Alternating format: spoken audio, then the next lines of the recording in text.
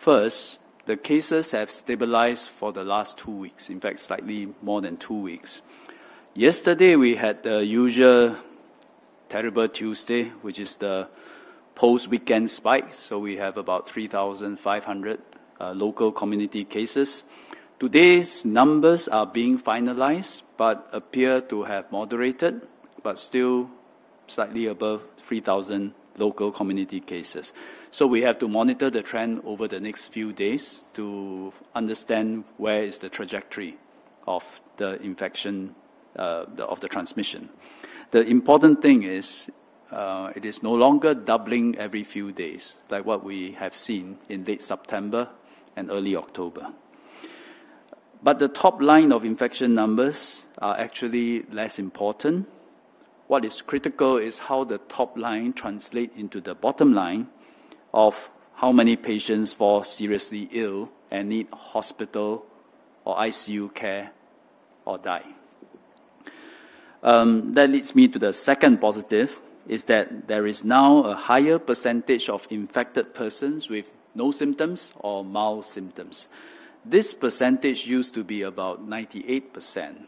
It has now risen progressively, and now is, over the last 28 days, the percentage is now 98.6%.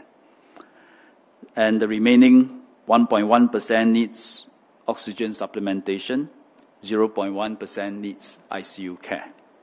So a smaller percentage of patients are becoming severely ill.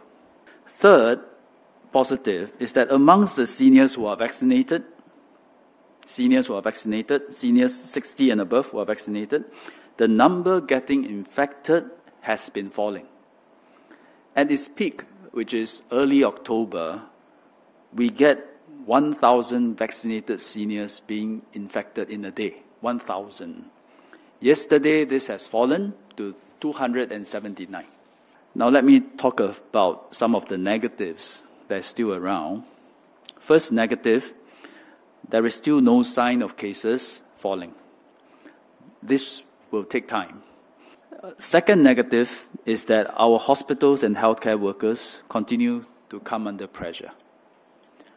Our 2,000 isolated rooms are 81% filled. Queues have formed for COVID and non-COVID patients needing hospital beds in certain hospitals. We have stood up 207 ICU beds. 71 are occupied by patients who are intubated. That means they need ventilators to help them breathe. So the workload on healthcare workers and hospitals is therefore very significant. Third negative, the number of infections amongst unvaccinated seniors aged 60 and above continues to be high. So this is in contrast to vaccinated seniors, where the numbers are falling, but for unvaccinated seniors, the infection numbers continues to be high. They account for 2/3 of patients in ICU and who have died. So over the past 5 days, the number of infections amongst this group averaged 127 a day. 127 a day. And for them, the disease is not 98.6% mild. For unvaccinated seniors in their 60s, our data show 1 in 4 will require oxygen, ICU care, or will succumb.